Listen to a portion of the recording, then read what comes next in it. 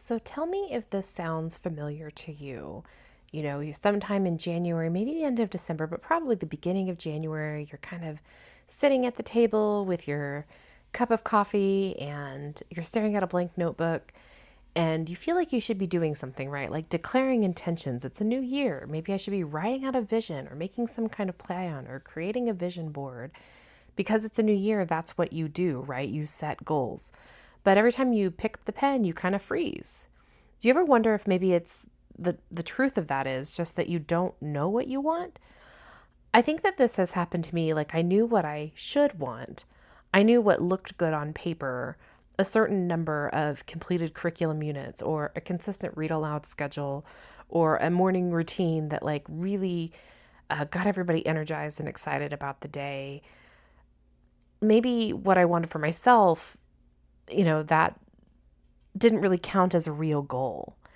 And so in the end, if this sounds familiar to you, you kind of close the notebook and you move on and you don't really set real good goals. If you've been in that place, not knowing where to even begin with goal setting or setting goals that feel like maybe they're someone else's priorities, or setting goals for your kids that somehow make school feel worse instead of better, this episode is for you. Welcome to Continuing Education for Homeschooling Families. I'm Heidi, and this is the show where we take what actually works in education research and translate it into something you can use at your kitchen table. Today, we're going to talk about goal setting, not the abstract vision board kind, but the practical, research-grounded kind. And we're covering what the research says about how goals actually work for kids and for adults, and what to do all of that come Monday morning. The reason that we're talking about this now is a lot of people start thinking about that goal setting in January, like I said. But I like to do goals actually multiple times a year. I like over the summer and then again at the beginning of the year, right? Kind of like every semester, just doing a reset. So let's start here. What are we actually talking about when we talk about goal setting? Goal setting at its core is the process of identifying a specific or meaningful outcome that you're working toward, and then making intentional decisions about how to get there. And that sounds obvious, almost too simple, but there's a difference between having a wish and having a goal. A wish is, I want my kids to love learning. A goal is, I want my son to finish one chapter book independently this month. And here's what we're going to do to make it happen. Goal setting as a formal strategy really comes out of decades of work in industrial psychology, education research, and motivation science. There are two big names here that I kind of learned a little bit about, two researchers named Edwin Locke and Gary Latham. They spent over 3 decades studying what makes goals actually work. Their framework, called goal setting theory, gave us a lot of the most durable findings in behavioral science that I kind of kept coming back to. And what makes goal setting interesting and complicated for us homeschoolers, I think, is that we're doing it in 2 directions at once. We're setting goals for our kids' learning, and we're also navigating our own goals as the primary person responsible for that learning. And those 2 things can interact in ways that aren't always obvious. Think of it this way. If you ever started a school year with big plans and then watched them quietly collapse by week 3 or 4, it feels like a character flaw when that happens, but it's usually a goal setting problem. Either the goals were too vague or too ambitious, or they were disconnected from what your kids actually needed. And so you kind of abandon that when you realize that, but you don't course correct. Or maybe, and this one kind of hits close to home, they were goals for your kids without any kind of parallel investment in what you need to sustain the work. And that's what we're going to untangle today. But first, let's talk about what the research actually tells us. First, from Locke and Latham, in 2002, in a review published in American Psychologist, they called it their 35-year odyssey. They looked at hundreds of studies on goal setting across industries, schools, and various contexts. And one of their core findings was, and this is a quote, specific high goals lead to a higher level of task performance than do easy goals or vague abstract goals, such as the exhortation to, quote unquote, do one's best. And this almost feels like obvious. Sometimes we kind of think that if we set our goals too high, we're going to inevitably fail. This concept of like do your best is actually less effective than a specific challenging goal. Not because kids don't try, they do, but because do your best doesn't really give the brain any kind of a target, right? It kind of is just generic and vague. It doesn't tell you when you're done, what direction to move in, and when to feel, successful, when to feel genuinely excited that you completed it. A specific goal does all three of those things. For homeschool parents, this really matters a lot. When we say things like, let's have a good school year, or I want them to be a stronger reader, we think we're kind of being flexible, and there's a place for flexibility, don't get me wrong, but without some kind of specificity, without being somewhat specific, our kids and ourselves, we don't have anywhere to aim. The second piece of the research that I want to bring in is from someone named Carol Dweck. She did some work on mindset and learning goals. I've talked about her in the past. She's a psychologist at Stanford, and you may have heard of her in kind of growth mindset. This is something that growth mindset, some things I've worked with my own kiddos on over the years. This is the idea that students who believe their abilities can be developed outperform students who think that their intelligence is somehow fixed. And here's the part that I think is kind of useful for us.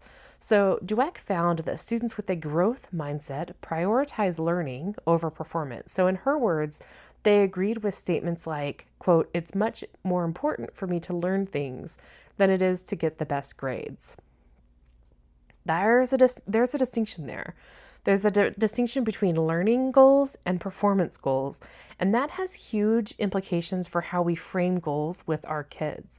If we're constantly goal setting around output, what you produce, how many pages, how many problems, how many tests, we may be reinforcing a performance orientation that is actually going to undercut their motivation over time. But Dweck's research suggests that goals oriented around the process of learning, like trying a new strategy or working through something hard or understanding a concept more deeply, that actually builds more durable and ongoing motivation. And then there's the third piece of research that I want to talk about. And this one is for us as parents, not just kind of the educators of our kiddos. There was a 2024 study from Ohio State that surveyed more than 700 parents and found that 57% self-reported burnout. And one of the key drivers was the pressure to be perfect, to meet both internal and external expectations simultaneously. Parental burnout, the research shows, is directly associated with harsher parenting and more mental health struggles in kids. And so I don't want you to miss this. How you are doing is not separate from how your kids are learning.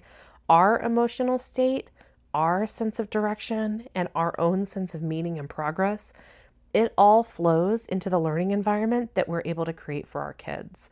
And when we have goals for ourselves, and not just curriculum goals for our kids, we can protect the whole system to make it a happy and healthy and safe learning environment. So how do we actually do this? I've got 5 approaches that I've jotted down and I want to walk you through. 3 of them are for helping your kids set meaningful goals, while 2 of them are specifically for you.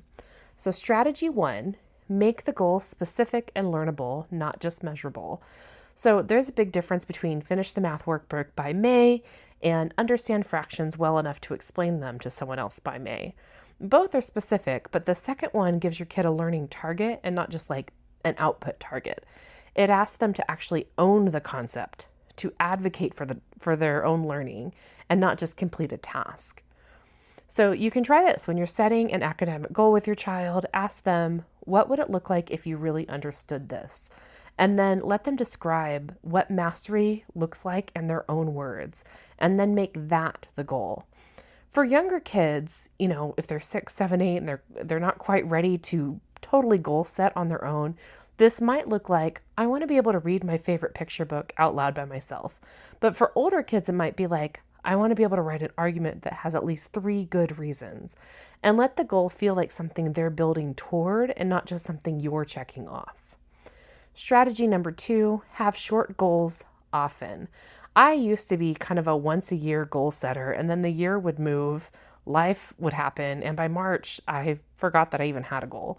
The goals felt like they were artifacts from some previous century. What actually works better, especially for our kiddos, is shorter goal cycles, something like 6 weeks, not even 6 months. A 6-week focus on one specific skill or area gives your child enough time to see real progress, but not so much that the goal loses its pull.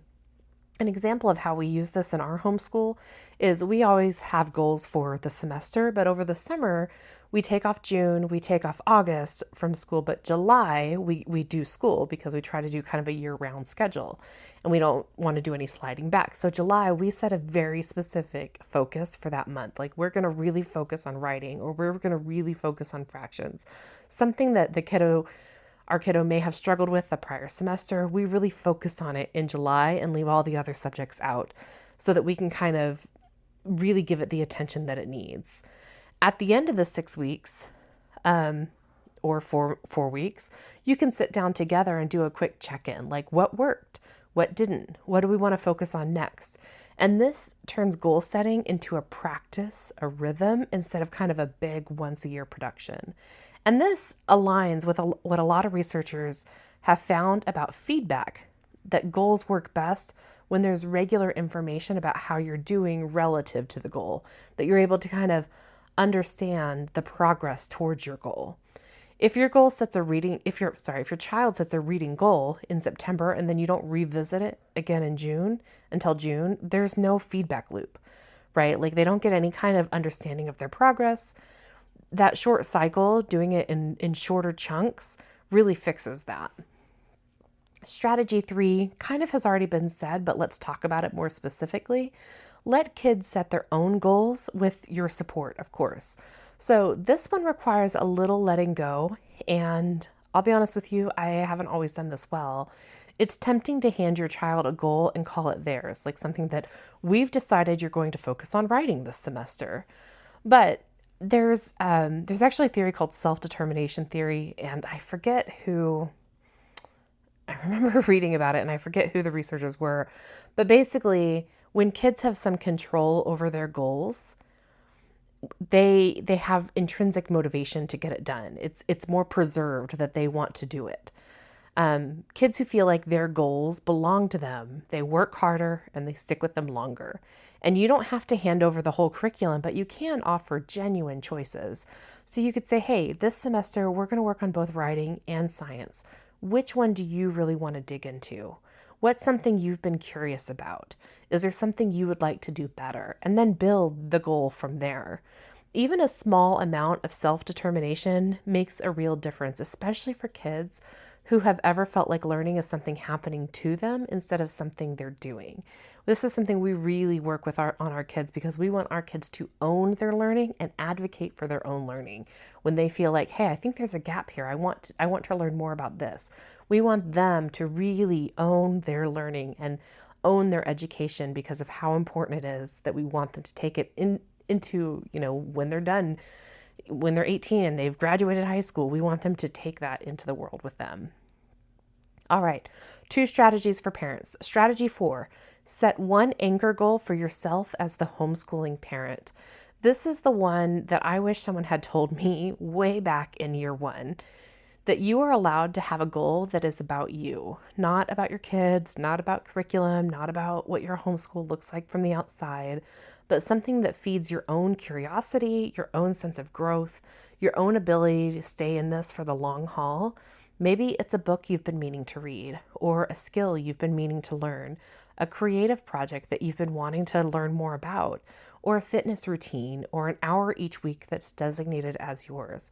I am not perfect about this, and I can tell you that the seasons when I had something I was working toward and not just kind of managing, but actually growing toward that concept, I was measurably better at the homeschool part. There's that concept that when the plane is going down, you have to take care of your own face mask before those around you. And that's truly true with homeschool parents, that if you have something that you're working towards, you might find yourself to be more patient, more present, more curious right alongside your kids instead of just kind of directing them to do their tasks. The research on parental burnout supports this. When parents have their own sense of competence and direction and meaning, the whole family benefits.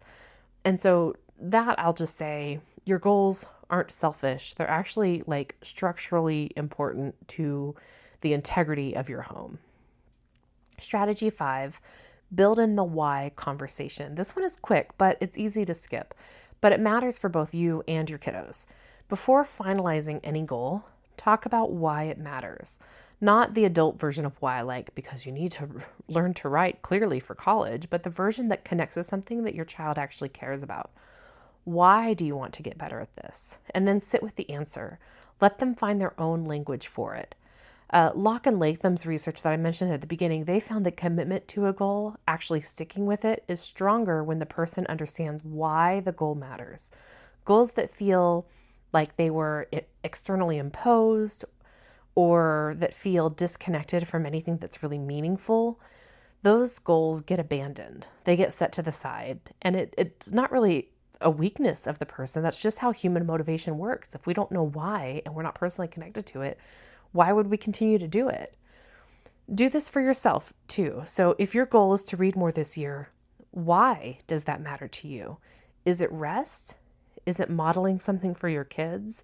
Is it that you used to love reading and somewhere in the last few years you stopped? Whatever the answer is, write it down next to the goal because it'll help when things get busy and the goal starts to feel like it's optional. All right, let's kind of sum this thing up. I have started more goal setting systems than I can count.